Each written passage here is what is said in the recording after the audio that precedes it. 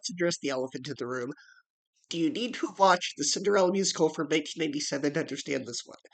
No, you don't. They brought back the actors from that movie, but other than them being in it for nostalgia bait, it really doesn't have any connection to that version. Bringing them back brought this movie down quite a bit, because it is acknowledged that that version of Cinderella from the 1997 musical that they did on Wonderful World of Disney, where the actors turned, that is the canon version to this universe. But the problem with that is that it is mentioned that Chad Charming from the first three is their son, but this makes no sense because mom is black and dad is Asian. So, how did they have a white kid? They really did not think that through.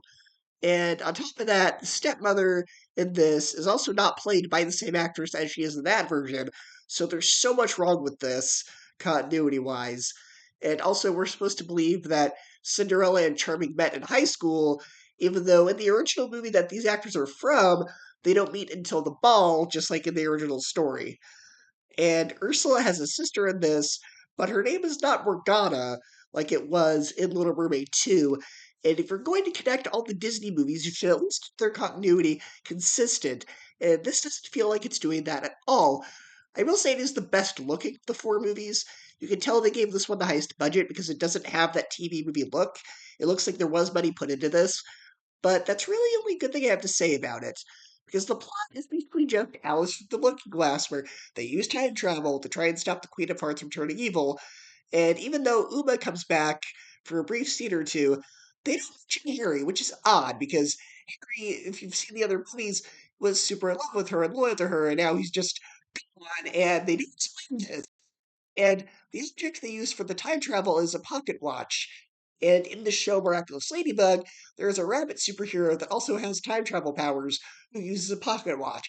And that's very clearly influenced from Alice in Wonderland, but here it just feels like they stole that from Miraculous.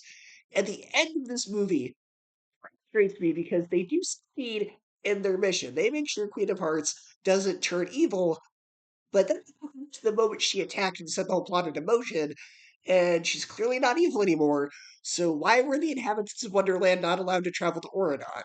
They explained that they walled off Wonderland because Queen of Hearts is so crazy and dangerous, but since she's not crazy and dangerous anymore, why was Wonderland walled off? There's so many plot holes and continuity errors with this one. It feels cheap, it's lazy, it's just a cash grab.